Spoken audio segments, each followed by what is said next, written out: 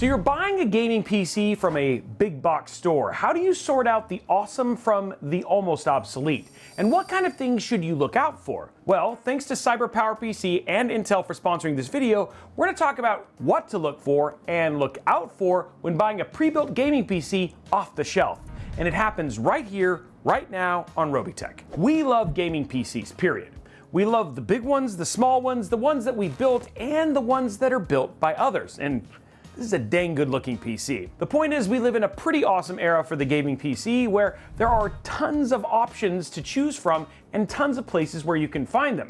So the big question we want to explore today is, if you were going to walk into a store like a Best Buy with the intention of buying a gaming PC, even if you're not super tech savvy, what things should you know before going in? Well, we're going to answer that question, but we actually have an example of a system that you can literally go into a Best Buy right now and buy today. So this is Cyberpower PC's Gamer Supreme Gaming Desktop. And believe it or not, there are actually a few different versions of this model. This specific model right here is equipped with the Intel Core Ultra 9 285K CPU, NVIDIA GeForce RTX 5070 Ti GPU, it's got 64 gigs of RAM, a 2TB Gen 4 NVMe drive, and it's all wrapped inside of the beautiful Fantex Evolve X2 PC case Cyberpower Edition. It really is just a stunning looking PC. And in case you're wondering, this configuration we're looking at right here is priced out at $2,650. Now, I know that value is relative to each person, and to some of you that might sound like a lot of money. But remember, we're using the system as an example of how to shop for a pre-built PC in person. While we'll give some details about how it performs, consider this as a point of reference. Now, in case you're curious, we did actually look at a part for part at what the Gamer Supreme would cost if we built it ourselves. The absolute cheapest that we could do it for was just under $2,300. But even at that price, we didn't factor in like time to build, the cost of an operating system, or the value of a warranty and tech support. So all things to consider, this is actually a really good value, especially given all of the other bonuses and the operating system and setup that you get out of the box. Okay, so we're getting a little bit off topic here, so let's go back to the original question.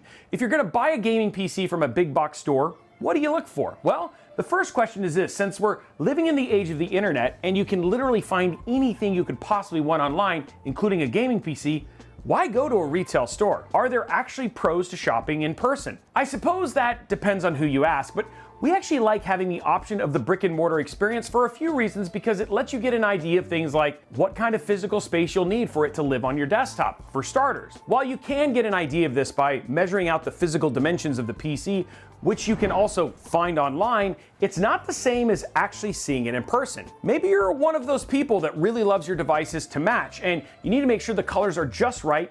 You can do that in person, and frankly, just getting an idea of spatial awareness, where the fans are coming out. It's just one more thing when you can actually physically see and inspect it versus just looking at it via pictures. You'll also get an idea of how airflow works. Being able to get an idea of where the PC is getting air from and where it's pushing it out can help to give you an idea of where the PC would best thrive in your gaming space. Like, for instance, if all of the airflow is coming out of the back and you have your whole setup set up so it's just blowing hot air, you may want to rethink the case or the PC that you're actually getting. Another example is in this PC case that Cyberpower is using for this Gaming Supreme model. It's pulling air into the case from the bottom and exhausting it through the top. In other words, you're not going to want to sit this PC on like a shag carpet or inside of a cabinet. Now, being able to see a pre-built PC in stores could also give you an idea of how hot or loud the system might run while it's under load. Your mileage may vary here, but we actually went to a couple different stores to test these theories out, including a Best Buy that carries this exact PC. The employees we talked to were super cool about it and even talked about their own benchmark testing they do during slower hours. That being said, you might have some limitations like slow in-store download speeds or needing administrative privileges to run monitoring software. The other thing too, that is actually another huge benefit of seeing a system in person, is that you get an opportunity to really get a sense of the build quality, the things like the components, and seeing the case up close.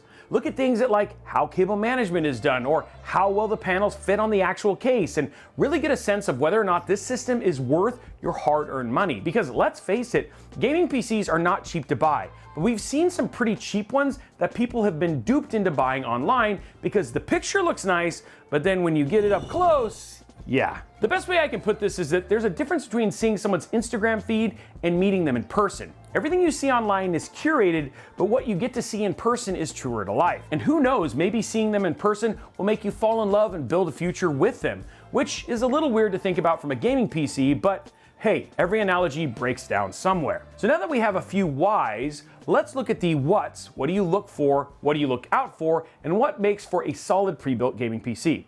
Let's start by looking at the choice of CPU and GPU. We mentioned this earlier, but this configuration of the Cyberpower PC Gamer Supreme system has an Intel Core Ultra 9 285K and an NVIDIA RTX 5070 Ti.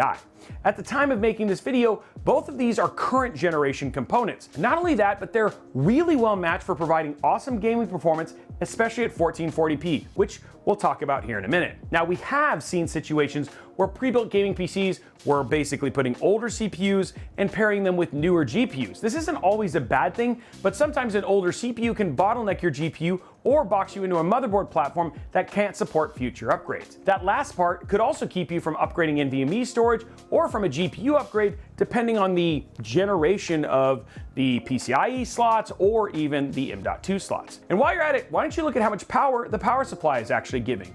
This is another area that can hold a system back. Fortunately, in the Gaming Supreme system, you have a 1000-watt PSU, which offers plenty of headroom for pairings. These may not seem like a big deal today, but if you're buying a system, you probably want it to last for a while. And with the 285K, you have the most powerful Intel CPU at the time, and you shouldn't need to upgrade for a while. Now, the next thing to look at is cooling. Do the CPU cooler and the case make sense for the processor they're paired with? So the 285K that we have inside of the Gamer Supreme system has a base power of 125 watts. Fortunately, it's being cooled by a 360mm all-in-one liquid cooler. While it's inside of a glass-heavy PC case, air is coming into the case from the bottom and exhausting from the top. So it's like a chimney of awesome. So not only does an AIO make sense here for this case and the processor, air is moving in the right direction to basically make sure the CPU cooler is gonna thrive. Now let's just say you're looking at a system with one of the new Core Ultra non-K variants or an older CPU like a i7-14700F.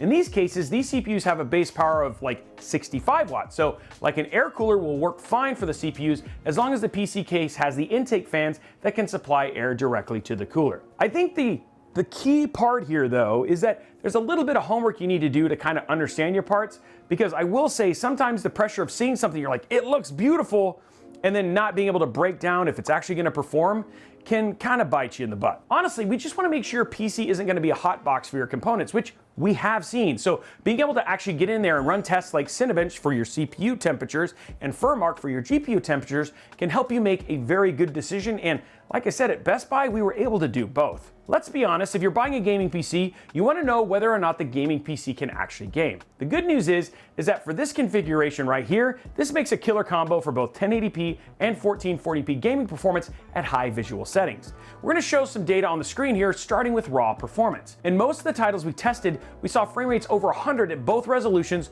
with texture settings maxed out.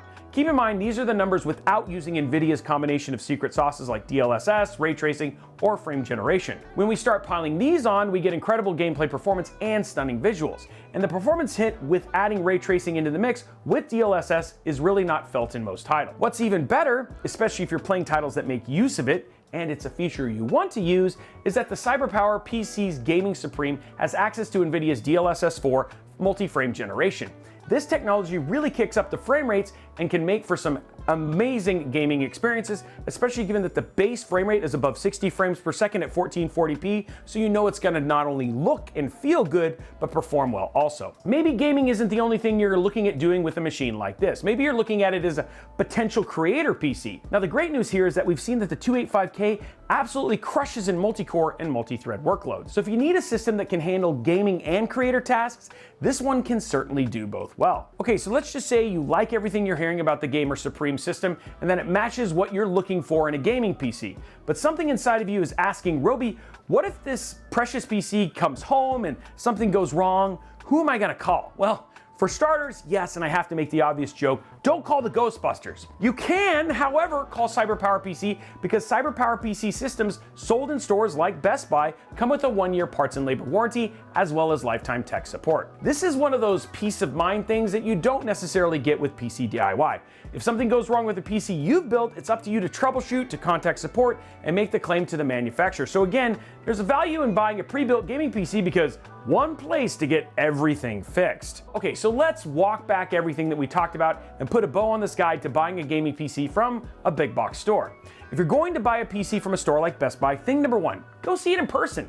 This thing will give you an idea of the space you'll need for it, how loud you can expect it to be, how airflow works, and actually how quality the build is, and how much care was put into actually making it. Thing number two, don't be afraid to actually play with the system in the store. And of course, first, please ask an employee, but you can download benchmark utilities like Cinebench from the Windows Store or Furmark to get an idea of how well it'll perform and thermally make sure this thing is gonna do what you need it to do. Thing number three, be patient.